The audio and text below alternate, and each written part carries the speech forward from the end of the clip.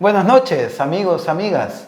Bienvenidos, bienvenidas nuevamente a este programa de plataforma, este espacio de opinión que nos da el canal TVX. Un espacio para acercarnos, un espacio para conversar, para poder escucharnos también desde posiciones diferentes, desde puntos de vista diferentes, desde experiencias de vida diferentes. Porque así es como construimos realidad, a partir de la diferencia, a partir de la diversidad. Y eso es lo que nos da la riqueza, para poder construir un mundo más justo, un mundo más bonito, un mundo donde quepamos todos y todas. Ahora, este lunes, quiero que hablemos un poquito, aprovechando la coyuntura, que se anunció un aumento del salario mínimo. Y quiero que hablemos un poquito sobre el salario mínimo. Vamos a hablar un poco de qué significa el anuncio que dio el presidente, de ahí la decisión que se tomó, pero también quiero que vayamos un poquito más allá a discutir sobre lo que significa el salario mínimo y cuáles otras cosas hay que ver además de ver el salario mínimo como tal, porque ese valor que tiene el salario mínimo, que se le da, al final de cuentas, de lo que estamos hablando es de la capacidad adquisitiva de los hogares. Y sobre eso hay mucho que podemos ir hablando. Y bueno,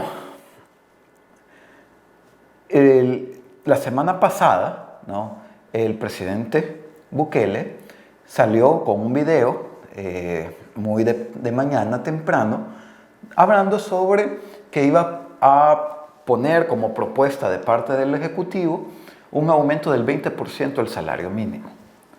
A ver, ¿qué significa esto?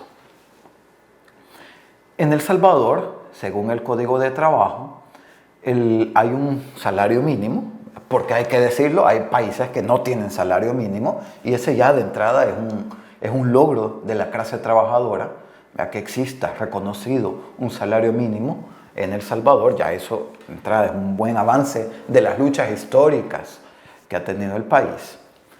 Y bueno, dice que se aumenta el 20% del salario mínimo. Y en el Consejo, en el Código de Trabajo, ahí está establecido cómo se hace el ajuste del salario mínimo. Dice el Código de Trabajo que el salario mínimo se debe de revisar cada 3 años, por lo menos. Pero casi siempre es cada 3 años. Aprovechando que el Código de Trabajo da ese plazo de 3 años, se ha venido haciendo realmente cada 3 años, o así se había venido haciendo. ¿Y quién decide el salario mínimo, los ajustes en el salario mínimo? No lo hace el presidente. En el mismo Código de Trabajo se plantea que el salario mínimo se discute y se aprueba en el Consejo Nacional del Salario Mínimo. Y que ese Consejo Nacional del Salario Mínimo está conformado por 3 personas que representan al Ejecutivo o al Gobierno, 2 que representen a la clase trabajadora, a través de los sindicatos y organizaciones de trabajadores y trabajadoras, y otra representación de 2 personas de gremiales empresariales, que estén en representación del sector privado. Y esa es la conformación del Consejo Nacional del Salario Mínimo. Es en ese espacio donde se toman las decisiones sobre el salario mínimo. Lo que dijo el presidente Bukele entonces fue que iban a mandar al Consejo Nacional del Salario Mínimo la propuesta del gobierno que iba a ser el aumento del 20%. Cuando se habla de aumentos al salario mínimo, por lo general, y eso es lo que hemos venido viendo durante varios años atrás, siempre que se habla de un ajuste al salario mínimo, hay muchos y muchas que salen diciendo, particularmente del gran capital, hablando sobre que el salario mínimo significará, aumentar el salario mínimo significará disminuir el nivel de empleos, que va a haber un gran desempleo si se incrementa el salario mínimo.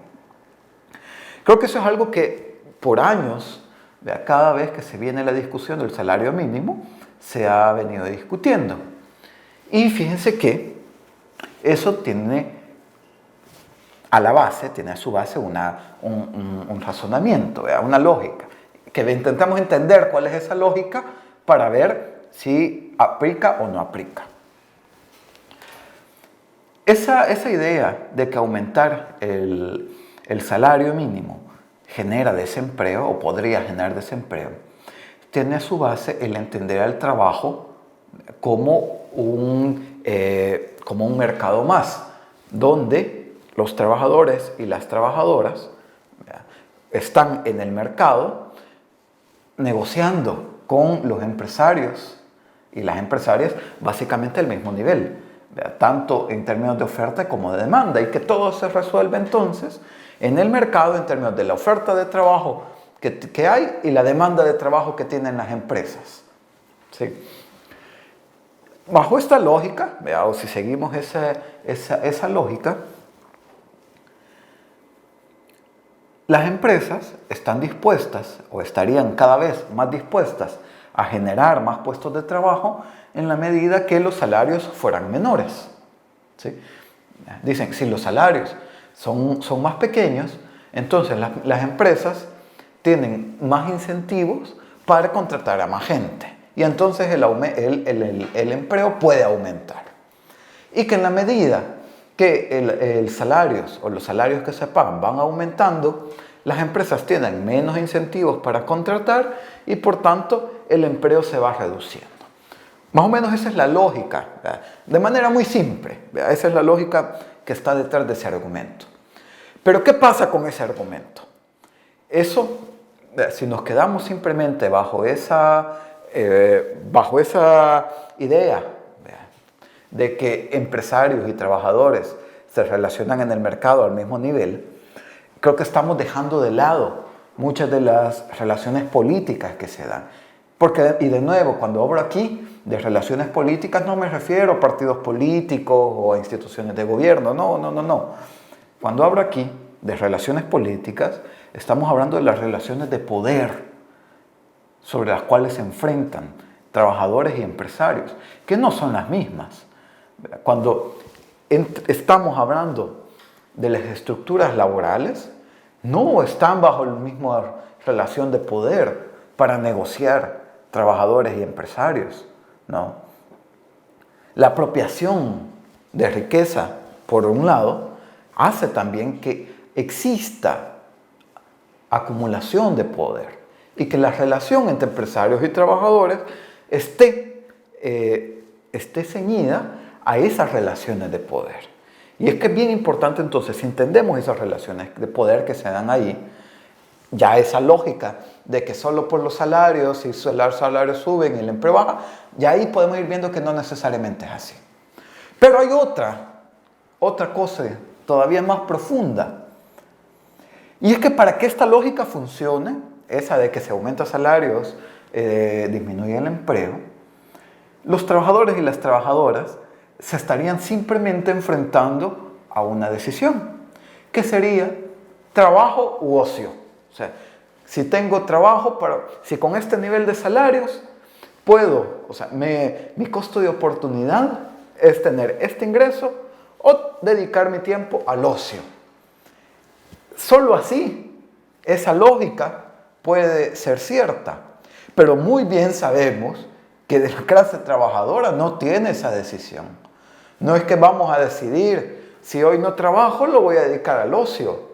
No, muy bien sabemos que en la clase trabajadora la decisión es que si no trabajo, no como.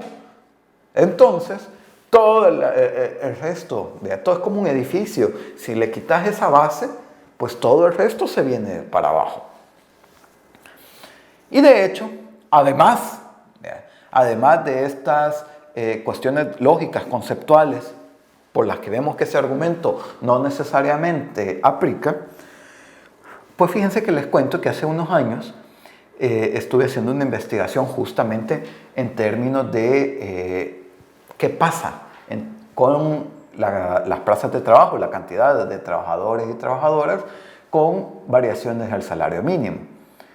Y justamente, vean, lo que deberíamos de haber esperado, o sea, aquella lógica era cierta, era que a mayores salarios, menores empleos. Y sin embargo, cuando metimos datos reales, datos del Salvador, o sea, agarramos la serie de empleo del 2000 al 2017, porque el trabajo fue de 2018, Entonces bajamos del 2000 al 2017 todos los meses los cambios en el salario y los cambios en el empleo, en el nivel del empleo. Y no nos salió ninguna relación negativa. Por el contrario, habían momentos que incluso cuando los salarios aumentaban, también el empleo aumentaba un poquito. Así que aquella lógica o ese argumento de que si aumentan salarios disminuye el empleo, ni conceptualmente se sostiene, ni se sostiene en términos de datos. Que eso es algo que hemos venido hablando aquí y siempre lo vamos a seguir insistiendo. Cuando se toman una decisión de política pública, siempre va a ser importante tomar decisiones en base a los datos que se tienen.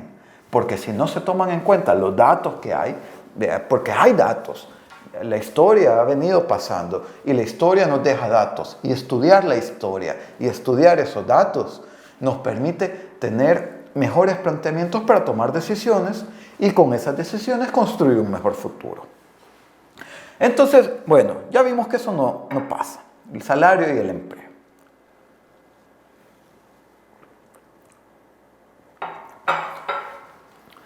De hecho, eso fue más evidente con la decisión de 2016. Porque, como les dije, los salarios se ajustan cada 3 años, según el Código de Trabajo. Y el último ajuste fue en 2017, que la decisión fue en diciembre de 2016 para que se iniciara en enero del 2017. ¿Sí? ¿Y cuál fue la decisión? Ese fue el último ajuste que hemos tenido del salario mínimo hasta este 20%. Así que de nuevo, veamos los datos. Para poder evaluar las políticas públicas de ahora, veamos los datos de ayer. En ese momento, hay que decir, así como hemos hablado que hay todo un Consejo Nacional de Salario Mínimo, también es importante decir que en El Salvador no existe un salario mínimo. Existen varios salarios mínimos dependiendo de los sectores de actividad económica. Si vamos al Ministerio de Trabajo y Previsión Social, encontramos por lo menos 9 salarios mínimos, o por lo menos 9 clasificaciones de los salarios mínimos según la actividad económica. Tenemos salario mínimo para comercio y servicios, para industria, para maquila, para industria agrícola de temporadas, donde se incluye el café, para la recolección del café, para las industrias agrícolas de temporada como el azúcar y el algodón, uno para el sector agropecuario en general, otro para la recolección de azúcar y otro para la recolección de algodón. O sea, es una tabla de salarios mínimos. Y cada una de esas actividades ha tenido tradicionalmente diferentes salarios mínimos.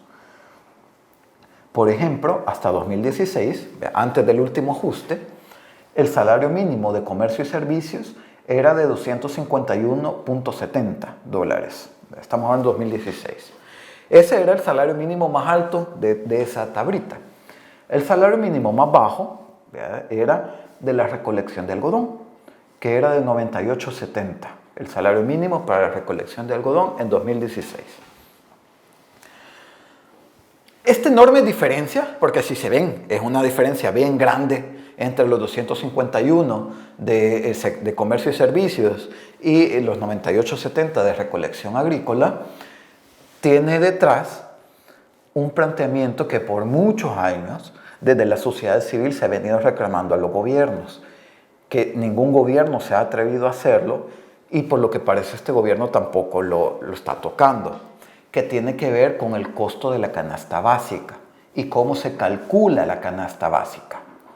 Porque de nuevo, según la ley, el salario mínimo se debe calcular con base en el costo de la canasta básica.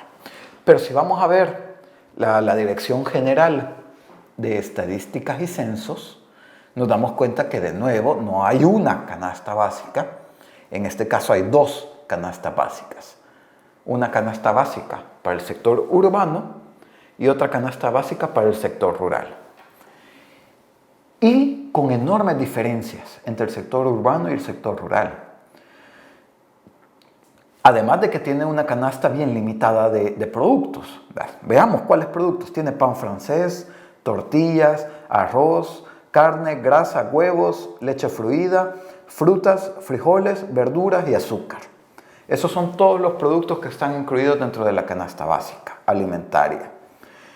Y si vemos un poco de las diferencias que hay entre la urbana y la rural, es que, por ejemplo, para la canasta básica rural no se contempla el consumo de pan francés. Existe 0 gramos de consumo de pan francés. Y tampoco se considera para la canasta básica rural el consumo de verduras. Supuestamente porque en el sector rural las familias las pueden obtener de autoabastecimiento y no necesariamente en el mercado. Eso en teoría, pero sabemos que no, o sea, las personas siguen consumiendo verduras. También, si vemos las carnes, al sector urbano se le da 60 gramos de carne y al sector rural 14 gramos de carne. O sea, esas diferencias, y pueden ahondar más, busquen la ficha técnica de la Digestic de la canasta básica y ahí podemos ahondar más. Pero entonces esa diferencia en términos de cómo se establece la canasta básica le da la justificación teórica a esta diferencia de los salarios mínimos. De ahí esta gran apertura de salarios mínimos. Bueno, eso ha sido una lucha que por muchos años la sociedad civil viene dando, de decir que es necesario corregir esa canasta básica y cambiar la metodología de cómo se construye, incluir más alimentos, equiparar el consumo urbano-rural, porque igual somos personas, consumimos, necesitamos alimentos iguales. Entonces, bueno, si bien ese cambio metodológico en términos de cómo se mide la canasta básica no se ha logrado, en el 2017, en el ajuste que se hizo en el 2017, sí se logró un enorme avance en términos de cerrar las brechas que se dan entre los salarios mínimos. Que se fue, de nuevo, presión social, presión de organizaciones. Y se logró que dentro de esa tabla, donde hay 9 sectores de actividad económica, solo quedaran establecidas, si bien están los 9 sectores, pero ya no están 9 salarios mínimos. Hoy se lograron unificar varios de los salarios. Y por ejemplo, el comercio y servicios pasó de los de $251.70 a $300. Es decir, que aumentó 48.30 en el ajuste del 2017. Que eso fueron alrededor del 20%. O sea, el sector comercio y servicios en el ajuste de 2017 aumentó 20% el salario mínimo. Y ese fue el menor de los incrementos que hubo en el 2017. Si nos vamos a ver, por ejemplo, los sectores con menores salarios, vea que el salario mínimo era todavía más pequeño, como el sector agropecuario, el salario mínimo que tenía el sector agropecuario hasta ese momento era de $118.20. En el ajuste del 2017, ese salario mínimo subió hasta los $200. Es decir, que tuvo un aumento de $81. Que si lo ponemos en términos porcentuales, quiere decir un aumento del 69%. Y si nos vamos a la recolección de algodón, el salario mínimo en ese momento era de $98.70 y subió a los $200. Es decir, que aumentó 101.30. Un aumento, en términos porcentuales, del 102.6%. O sea, se más que duplicó el salario mínimo en ese ajuste. Algo que es importante ver aquí es que no todos los salarios variaron porcentualmente igual, sino que los salarios mínimos, que ya eran un poquito más altos, tuvieron incrementos más pequeños que los salarios mínimos que eran más bajos. El salario mínimo más alto era el de comercio y servicios, tuvo el incremento más bajo, que fue del 20%. El salario mínimo más bajo era el de recolección de algodón, que tuvo el incremento más alto, que fue del 102%. ¿Por qué se dan esas cosas? para poder ir cerrando las brechas de desigualdad, para que cada vez quienes tienen los menores ingresos puedan irse acercando poco a poco, ¿vea? Y poder ir convergiendo en términos de la desigualdad que hay en los ingresos. Ese es un problema que vemos o que se puede ver con la propuesta que se da para ajuste de este año y que de hecho ya se tomó la decisión en el Consejo del Salario Mínimo. Un aumento igual del 20% para toda la tabla de salarios mínimos implica que los salarios que ya son más altos van a aumentar más y los salarios que tienen menos van a aumentar menos. Por ejemplo, comercio y servicios, que si lo vemos tenía un salario mínimo de $300, 304.17, pero $300, pongámosle para redondear, aumentan $60 y llega a 360. Pero el salario mínimo de la recolección de algodón, que tenía $200, o sea, más bajo, solo puede aumentar 240, o sea, a 240, un incremento de $40. Es decir, que el salario mínimo más bajo sube menos y el salario mínimo más alto sube más. Y eso lo que hace al final es ampliar las brechas de desigualdad y ampliar nuevamente retrocesos en lo que se viene haciendo en términos de equiparar los costos de vida de las personas por sus diversos sectores. Por eso es bien importante que cuando se hacen este tipo de discusiones no se hagan simplemente desde una óptica publicitaria o propagandística, ¿no? Sino que de verdad podamos ir viendo esto. El incremento del 20% de los salarios es importante, no suficiente, pero es importante, que es necesario avanzar más y que se hagan siempre con criterios de justicia y de equidad.